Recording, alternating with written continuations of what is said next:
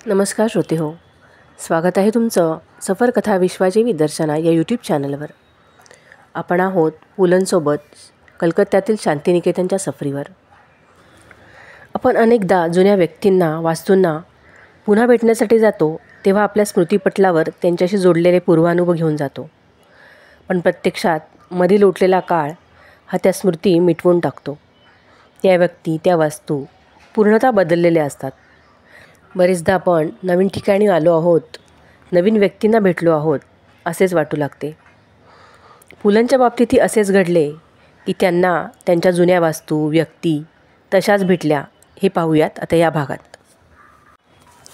पूर्वी प्रत्येक पुस्तकाच्या सुरुवातीला एक उपोद्घात आणि शेवटी एक उपसंहार असायचा.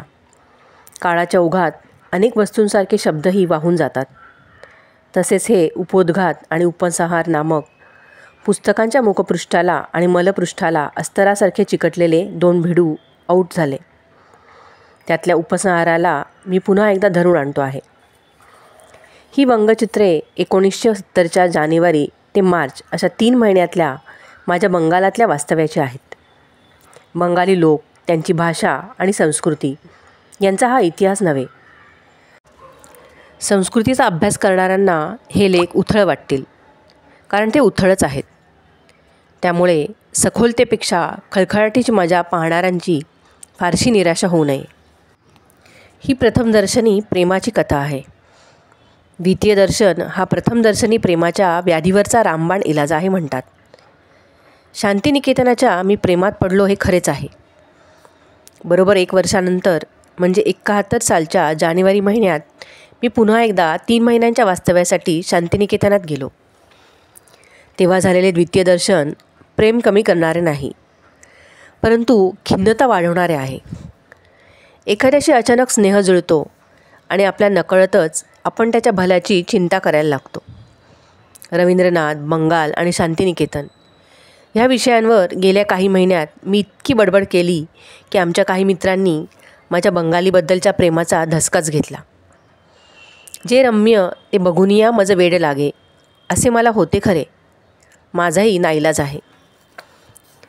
1 वर्षापूर्वी गाठली तशीच 1 जानेवारी 1971 रोजी मी कलकत्ता मेल गाठली. मागल्या खेपेला सोबत सलील आणि शार्लट होते. आता एकटाच होतो. एकटा म्हणजे अगदी एकटा होतो. कंपार्टमेंटमध्ये कोणीच नव्हते. रितसर येऊन वर्धमान स्टेशनवर उतरलो. तिथे बोलपूरची गाडी पकडेपर्यंत 5-6 तास घालवायचे होते. स्टेशने, विमानतळ अशा ठिकाणी तासनतास एकट्याने काढायची मला आता सवय झाली आहे. पूर्व जर्मनीतून भारतात परतताना मॉस्कोच्या विमानतळावर मी अखंड 11 तास एका बाकावर बसून काढले आहेत. तिथे उतरल्याबरोबर पासपोर्ट काढून घेतला होता. भाषा कळत नव्हती हा भाग सोडला तरी कोणी फुकटची हस्तिदंती करायलाही उत्सुक नव्हता. तिथले अधिकारी येता जाता माझ्याकडे अशा चमत्कारिक नजरेने पाहत काही वेळाने मी गुप्तहेर वगैरे नाही ना अशी मलाच शंका यायला लागली. इथे वर्धमानला इतका परकेपणा नव्हता. आनंद बाजार पत्रिकेचा अंक घेऊन कलकत्त्याला आणि आसपास गेल्या 24 तासात किती बसेस जाळल्या, किती खून झाले वगैरे उद्बोधक माहिती वाचत होतो. वर्षापूर्वी स्टेशनातली बंगाली अक्षरातली पाटी तेवढी अंदाजाने वाचली होती. आता त्या स्टेशनात बसून बंगाली पेपर वाचताना जर एखाद्याला मी साधे वर्तमानपत्र वाचायला इतक्या ऐटीत का बसलो आहे याची शंका आली असती तर तो त्याचा दोष नव्हता. तेवढ्याच समोरून शांतिनिकेतनात गेल्याच वेळी परिचय झालेला अनिल समर्थ आला आणि काय कसं काय होईपर्यंत शर्वरीची पुलदा अशी हाक आली. शांतिनिकेतनातले आणखी काही छात्रछात्री भेटले. शांतिनिकेतनाची हालहवाल विचारल्यावर सगळ्यांकडून मुळमुळीत उत्तरे मिळाली आणि बोलपूर स्टेशनात जाऊन पोहोचेपर्यंत लक्षात आले की विध्वंसकांनी त्या तपोवनात आता यथेच्छ धुमाकूळ घातला आहे. सगळीकडे भयंकर दहशतीचे वातावरण आहे. व्हाईस चान्सलरपासून ते अनेक प्राध्यापकांपर्यंत अनेकांना खुणाच्या धमक्या. अमक्या तारखेला अमक्या प्राध्यापकाचे मुंडके उडवण्यात येईल अशा भिंतीवर जाहिराती. एके दिवशी सविनीय निवेदन असा मथळा देऊन खाली मुंडके उडवण्याच्या कार्यक्रमाची जाहिरात होती असेही मला कळले. अशक्य नाही.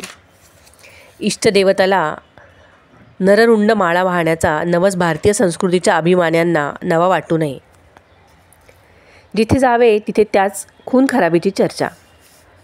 काळ तर कठीण आला ह्या चालीवर. 5-5:30 वाजता सूर्यास्त झाला की माणसे दारे खिडक्या बंद करून घरात. ज्या शांतिनिकेतनात रात्री अपरात्री तरुणांचे तांडे गाणी गात थट्टा मस्करी करीत निर्धास्तपणे हिंडायचे, तिथे आता संध्याकाळपासून शुकशुकाट. विद्यार्थिनींच्या वसतिगृहात 6च्या आत परत या ही सक्त ताकीद. त्यात पुन्हा रोज घरफोड्या आणि चोऱ्या. खुद्द शर्वरी बाबूंच्या घरी खिडक्यांचे गज कापून चोर शिरले आणि त्यांचा मौल्यवान कॅमेरा आणि इतर अनेक चीजवस्तू लांबवल्या. सुदैवाने त्यांच्या शिल्पकृती वाचल्या. चोऱ्यांना त्यांच्या आधुनिक शिल्पकलेत फारसा रस वाटला नसावा. तरीही पितळेची शिल्पे वजनावर विकायला पळवली. सहानुभूती दाखवायला येणारा प्रत्येकजण म्हणत होता, नशीब समजा शर्वरी बाबू तुम्हाला जाग नाही आली. जागे झाला असतात तर मुर्दाच पडला असता. एकूण सारी धडपड आता गुंडांपुढे नमवलेले शिर सलामत ठेवण्याची होती. कुणाचे कशात लक्ष नव्हते. माणसे कशी वाट हरवल्यासारखी बावरलेली, भ्यालेली. रोज नव्या धक्क्या देणाऱ्या घटना. श्रीनिकेतनात आगी लागल्या. रात्री दुरून रवींद्र संगीतांच्या लकेरी ऐकू यायच्या, तिथे आता गस्तवाल्यांच्या आरोळ्या.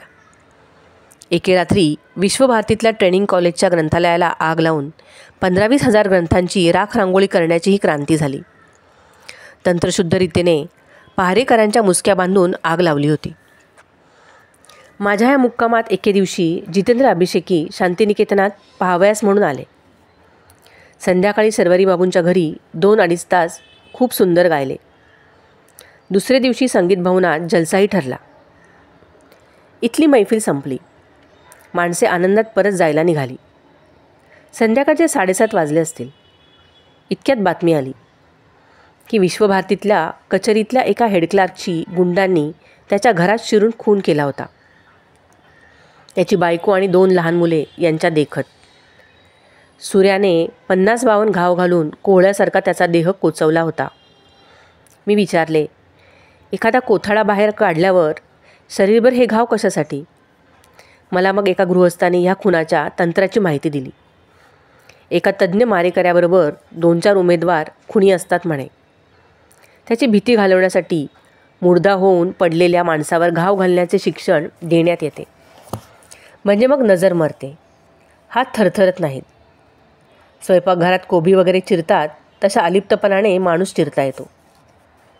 त्याच काळात कलकत्त्यातल्या एका कॉलेजात भरलेल्या वर्गात घुसून 2-3 तरुणांनी समोरच्या 30-35 विद्यार्थ्यांच्या देखत एका प्राध्यापकाचा खून केला. बंदुकीची नळी रोखून त्यांनी विद्यार्थ्यांना बाकावर बसवून ठेवले होते आणि त्यांच्या गुरुजींचा देह फाडला होता. या साऱ्या भयानक प्रकाराची फक्त वर्तमानपत्रात बातमी. त्यानंतर त्याची कुठेही दाद ना फिर्याद. पोलीस तपास चालू असतो. विध्वंसवाद्यांचे हे असे थैमान, तर ज्यात काही राजकीय हेतू नाही असली ही गुंडगिरी चालू होती. बोलपूरला रिक्षातून जाताना तरुणांची मोकाट सुटलेली टोळकी केवळ आचरटपणा म्हणून आत बसलेल्या माणसांना टपल्या मारून फिदी हसायची, विशेषतः वृद्ध प्रवाशांना. बोलपूरचे कॉलेज विध्वंसवाद्यांनी जाळून बंद पाडल्यामुळे तरुण मंडळी मोकाट सुटली होती. त्यातली काही नाक्यावर सरस्वती पूजेची वर्गणी गोळा करण्याच्या कार्यात दंग होती. ही सरस्वती पूजक ग्रंथालये जाळून, कॉलेजे पेटवून पुन्हा सरस्वती पूजेचाही कार्यक्रम करीत. त्यासाठी दमदाटीने चंदा जमवायचा. त्यातल्या पैशातून मोलोटो, कॉकलेट, हातबॉम्ब वगैरेची खरेदी करून उरलेल्या पैशात मांडव, सरस्वतीची मूर्ती. रात्रंदिवस बोंबलणाऱ्या ध्वनिमुद्रिका आणि मिष्टी यांची व्यवस्था. कानठळ्या बसवणारा लाऊडस्पीकर लावायचा तर खास कारणही नसायचे. एकदा मी एका रिक्षातून लता मंगेशकर, रफी वगैरे मंडळींना ठणाणत नेणारा लाऊडस्पीकर पाहिला. रिक्षाबरोबर 8-10 तरुण चालले होते. मला वाटले कसली तरी जाहिरात असेल, पण तसे काही नव्हते. पूर्वी माणसे रस्त्यातून गात जात. आता सायकल रिक्षातून ध्वनिमुद्रिका वाजवीत फिरवण्याचा नुसता शौक. कुठेही शांततेचा भंग करीत हिंडायचे हा कार्यक्रम. गँग जमवता आली की झाले. मग मनाला वाटेल ते करावे. रात्री अपरात्री लाऊडस्पीकरवरून ठणाणा चालवावा, दुकानदारांना दमदाटी करून हवे ते उकळावे, आगगाड्यातून विदाऊट तिकीट प्रवास करावा, काय वाटेल ते करावे, फक्त टोळी हवी. लहान असले की टोळकं म्हणायचं, वाढले की राजकीय पक्ष. रोज काही ना काहीतरी लहान मोठा उत्पात चालूच. एकदा शर्वरी बाबू कलकत्त्याला गेले होते. मी त्यांच्या बिराडी एकटाच होतो. 1-2 विद्यार्थी लाट्याकाट्या घेऊन रात्री माझ्या सोबतीला असत. शर्वरी बाबू परत यायच्या दिवशी आम्ही वाट पाहत बसलो होतो. 6 वाजता यायची गाडी रात्रीचे 9 वाजले तरी बोलपूरला येऊन पोचली नव्हती. स्टेशनवर जावे तर रिक्षावाला यायला तयार नाही. शेवटी रात्री 10च्या सुमाराला शर्वरी बाबू उगवले. काय झालं? सर्वनाश. गाडी 3 तास लेट. आणि लेट होण्याचे कारण अजब होते. बोलपूरच्या अलीकडच्या स्टेशनात विद्यार्थ्यांनी गाडी अडवून धरली होती. त्या स्टेशनजवळून अजय नदी वाहते. नदीच्या तीरावर विद्यार्थ्यांचे पिकनिक होते. 600 विद्यार्थी. त्यांचे सहभोजन, गाणी, खेळ, पोहणे वगैरे कार्यक्रम संपेपर्यंत टोळ्याटोळ्यांनी विद्यार्थी रुळांच्या मध्ये येऊन बसत होते. त्या सर्वांना त्याच गाडीने जायचे होते. पण पिकनिकचे कार्यक्रम संपले नव्हते. इथे पॅसेंजर लोक ड्रायव्हरवर उखडू लागले होते. तो म्हणाला, रुळावर मुली बसली असताना मी गाडी कशी चालवणार? जास्त गडबड कराल तर इंजिन बंद करीन आणि घरी जाईन. मग सहलीतले सगळे कार्यक्रम संपवून 3 तासानंतर ती तरुण पिढी अर्थातच बिन तिकिटाने गाडीत चढल्यावर गाडी सुरू करायची ड्रायव्हरला परवानगी मिळाली. कदाचित गाडीचा बावटा आणि शिट्टी त्या मुलांनी ताब्यात घेतली असती. तीही त्याला परत मिळाली असावी. अवघ्या वर्षाच्या अवधीत शांतिनिकेतनाच्या परिसरात कलकत्त्यातल्या गुंडागिरीचे सारे प्रकार सुरू झाले होते. विश्वभारतीतल्या एका प्राध्यापकाच्या घरी विद्यार्थ्यांच्या कुठल्याशा कमिटीची बैठक होती. एक विद्यार्थी सरळ उठला आणि त्यांच्या टेबलावरचा गांधीजींचा प्लॅस्टर ऑफ पॅरिसचा पुतळा उचलून त्याने हा इथे कशाला म्हणून सर्वांच्या देखत फोडून टाकला. कुणाचीही त्याविरुद्ध ब्र काढायची छाती नव्हती.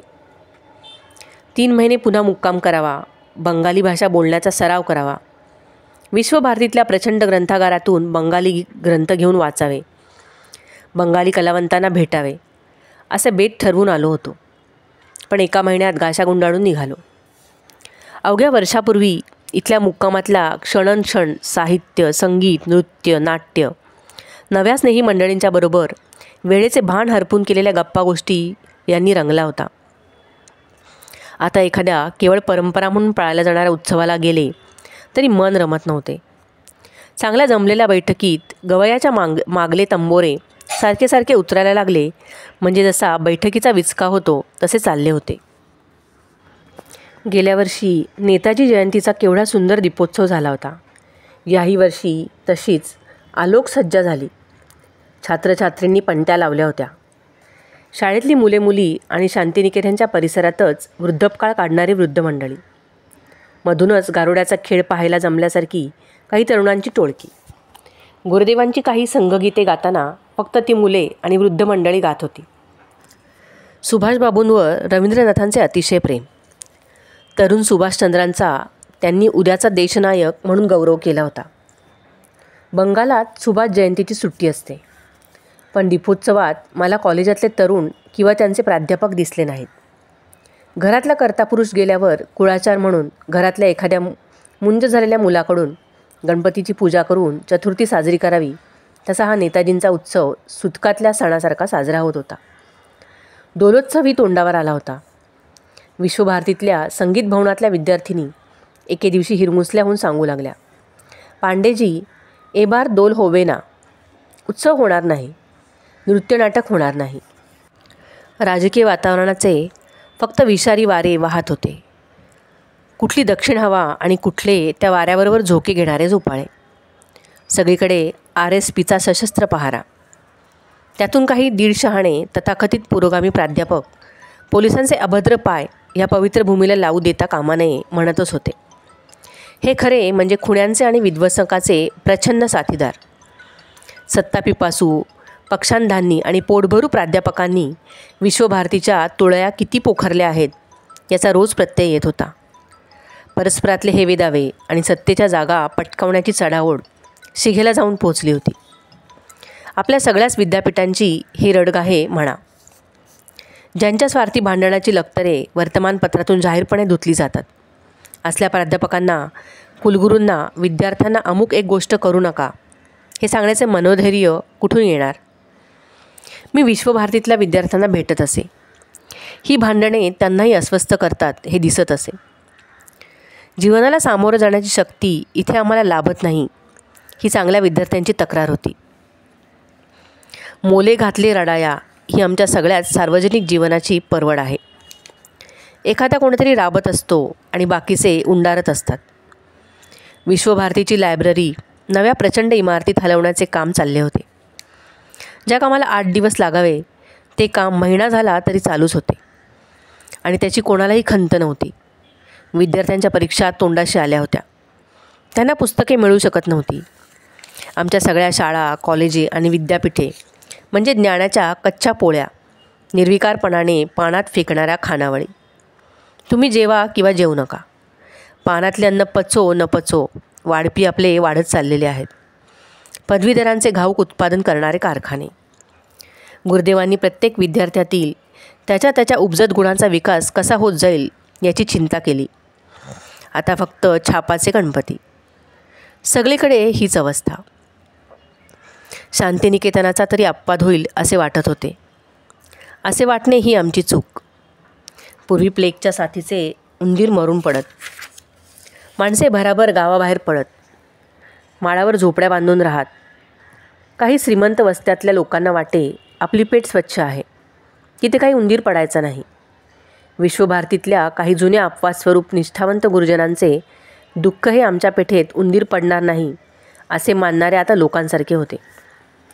विश्वभारतीत आता ही लागण झाली आहे. ह्या साथीत कुणाला आणि केव्हा बळी जावे लागेल हे सांगणे अवघड आहे. एक भयान अगतिकता. त्या अगतिकतेची बाधा मलाही जडली. कशातच मन रमेना. जे जळलेले ग्रंथालय, तो 50 ठिकाणी भोसकलेला मुडदा, त्या गस्तवाल्याच्या आरोळ्या, ती मुंडकी उडवण्याची धमकी देणारी पत्रके, बेजबाबदार रीतीने निर्लज्ज चेहरे घेऊन हिंडणारे ते आचरट तरुणांचे तांडे, रोज सकाळी कानी येणाऱ्या शांतिनिकेतनाच्या परिसरातल्या घरफोडीच्या आणि मारामारीच्या बातम्या. त्या आम्रवनात तसाच मोहर फुलला होता. कोकिळांचे संगीत सुरू होते. हवेत सरत्या थंडीची झिंग होती. पळस फुलू लागले होते. आवळेबनाची पानगळ सुरू झाली होती आणि डेलियाच्या फुलांनी रंगोत्सव सुरू केला होता. देवाची दुनिया माणसाच्या दुनियेला खिजवत होती. मुंबईला परतण्याच्या आदल्या दिवशी सप्तपर्णी वृक्षांच्या चबुतऱ्यापाशी गेलो. 6-6:30 वाजले होते, पण अंधार झाला होता. रस्त्यात चिटपाखरू होते. त्या चबुतऱ्यावर ट्यूबचा भगभगीत प्रकाश पडला होता आणि एखाद्या चित्रपट दिग्दर्शकाने भयान इफेक्ट साधण्यासाठी आणून बसवावे तसे एक घुबड त्या चबुतऱ्यावर येऊन बसले होते. माझा शकून अपुशकणावर विश्वास नाही, परंतु बाहेर पडताना मांजर आडवे गेले तर कुत्रे आडवे गेल्यासारखी ती घटना मी झटकून टाकू शकत नाही. 4 पक्ष्यांसारखा तोही एक पक्षी. त्याला हिंदू लोकांनी अशुभ करून ठेवला आहे. युरोपात त्याला शहाणपणाचे प्रतीक मानतात. हे सारे भेद माणसानेच निर्माण केले. टागोरांचीच एक कविता आहे. त्यात आंबा म्हणतो, माकोल भैया. माकोल हे एक उग्रवासाचे पण बाहेरून दिसायला सुंदर असे फळ असते. माकोल भैया आपल्या दुनियेत आपण सगळे सारखे होतो. हा माणूस नावाचा प्राणी आपली रुची घेऊन आला आणि त्याने आपल्या दुनियेत हा मूल्यभेद सुरू केला. माणसाने हा मूल्यभेद फळाफुलांच्याच नव्हे तर स्वतःच्या दुनियेतही भरपूर केला आहे. विश्वभारतीप्रमाणेच कलकत्त्याला रवींद्र भारती नावाचे विद्यापीठ आहे. तिथल्या दीक्षांत समारंभाच्या वेळी एका स्नातकाने पदवीपत्र घेतले आणि तिथल्या तिथे सर्वांच्या देखत फाडून टाकले. हा कागद मला काय करायचा, मला चाकरी द्या, ही घोषणा केली. रवींद्रनाथांनी स्नातकाच्या हाती सप्तपर्णीची पाने देण्याची पद्धत सुरू केली होती. त्या प्रतीकामागे कल्पना होती ती अध्ययन आणि अध्यापन ही जीवनाची नित्य साधना मानण्याची. जेव्हा अध्ययन आणि अध्यापन ही साधना न होता चाकरीचे साधन होते, त्यावेळी त्या प्रतीकालाही अर्थ उरत नाही. मानली तर बागशाही, नाहीतर कोण्या झाडाचा पाला, असे गडकऱ्यांनी म्हणून ठेवलेच आहे. ज्ञानाची तळमळ नसताना 100रातले 35 गुण मिळवून उरलेले 65% अज्ञान चालू देणाऱ्या विद्यापीठातली साधनाच संपली आहे. म्हणून पदवीचे पत्र हा एक कागदाचा कपटा घेऊन जातो. आंधळ्या परंपरेचे कूप उपसून त्यातला गाळ फेकून द्या हे सांगण्याचं धैर्य असलेले ईश्वरचंद्र विद्यासागर किंवा रवींद्रनाथ हे अप्रिय पण पथ्यकर असे बोलायला भीत नव्हते. आज तो धोका पत्करून नव्या काळाने निर्माण केलेल्या प्रश्नाची उत्तरे शोधायला निर्धाराने पुढे सरसावणारे नेतृत्वच मुळी विश्वभारतीत नाही, सगळीकडून अंधारून गेले आहे. ही खंत मनाला खूपच अस्वस्थ करीत होती. वास्तविक विश्वभारतीचा आणि माझा तसा कायदेशीर असा कसलाच अनुबंध नाही. 1 वर्षापूर्वी तिथे गेलो. सूर जुळत होता. तोच गुरुदेवांच्याच भाषेत सांगावायचे म्हणजे सूर न लागले जुळली न कथा, आली व्याकुळता प्राणा माझी अशी अवस्था झाली. त्याबरोबर हेही पटले की शांतिनिकेतन ही एक दगडविटांच्या इमारतीने उभारलेली शाळा नसून ते एक जीवनाचे तत्त्वज्ञान आहे. विश्वभारती या संस्थेत कितीही जाळपोळ झाली तरी ते तत्त्वज्ञान शास्त्राने तोडले जात नाही की आगीने जाळले जात नाही. हिंदूंशी भांडण करून निराळे झालेले बंगाली मुसलमान गुरुदेवांची गीते गाण्याचे स्वातंत्र्य मिळावे म्हणून पूर्व पाकिस्तानात आत्मबलिदान करून बांगलादेश निर्माण करतात. इतिहास असे विलक्षण चमत्कार दाखवतो. असाच एखादा चमत्कार घडवणारा महापुरुष शांतिनिकेतनातही लहानाचा मोठा होत असेल. सत्ताबलाने सगळ्यांना त्राही भगवान करणारा हुकुमशहा निर्माण होतो, तसाच प्रेमबलाने असंख्य मनात प्रेमाची सुरावट वाजवणारा महामानवही निर्माण होतो. रावण आहे तिथे रामही आहे आणि कंस आहे तिथे कृष्णही आहे. गुरुदेवांच्या गंगेसारख्या अथांग साहित्यातून स्फूर्ती घेऊन विश्वभारतीचे हे बुडते जहाज पुन्हा वर आणून वाऱ्या वादळाला तोंड देणारा कर्णधार यापुढे निपजणारच नाही असले अशुभ भविष्य मी का करावे. शांतिनिकेतनातल्या सप्तपर्णीच्या पारावरचे घुबड हिंदू कल्पनेप्रमाणेच अशुभाचे सूचक मानण्याऐवजी युरोपियनांच्या समजुतीप्रमाणे शहाणपणाचे प्रतीक मानणेच मला अधिक आवडेल. बंगालात सध्या संहार कांड चालू आहे. त्या काळात लिहिलेला हा उपसंहार आहे. हे कांड संपावे आणि नव्या सुंदर जीवनाचा उपोद्घात व्हावा हे बंगाली लोकांप्रमाणेच मलाही वाटते. माझ्या आयुष्यात लाभलेली सुंदर अनुभवाची मोरपिसे मी आजही एखाद्या शाळकरी मुलाच्या उत्साहाने जपून ठेवतो. बंगालात तर मला गोड अनुभवांची खूपच मोरपिसे गवसली. आयुष्याच्या ग्रंथातली उपसंहाराच्या दिशेला नेणारी पाने उलटताना तसली आणखी सुंदर पिसे जमवून ठेवायची मला उमेद आहे आणि म्हणूनच वंगचित्राच्या उपसंहाराचा हा मी पूर्णविराम न मानता नव्या उपोद्घातासाठी घेतलेला अर्धविराम मानतो. बंगालवर प्रथम दर्शनातच जडलेले प्रेम द्वितीय दर्शनात मिळालेल्या काहीशा निराशाजनक अनुभवानंतरही तितकेच टिकून आहे आणि म्हणूनच प्रिय अमुचा एक महाराष्ट्र देश हा हे गीत ज्या उत्साहात मी गातो त्याच उत्साहाने मी वंगपुत्र आणि वंगकन्यांच्या सुरात सूर मिसळून म्हणेन की आमार सोनार बांगला आम्ही तोमाय भालोबाशी इतिहा. अशा प्रकारे पुलंसोबतची शांतिनिकेतनाची सफर आज आपण इथेच संपवतो आहे. पुढील भागापासून आपण वपू काळे यांच्यासोबत सफरीवर निघणार आहोत. त्यातही अनेक लहान लहान कथा आपल्याला ऐकायला मिळणार आहेत. तसेच या चॅनलवर इतर अनेकही कविता आणि कथा आहेत, त्याही ऐकायला तुम्हाला नक्कीच आवडतील. ऐकल्यावर लाईक, शेअर आणि कमेंट करायला विसरू नका. तोपर्यंत धन्यवाद.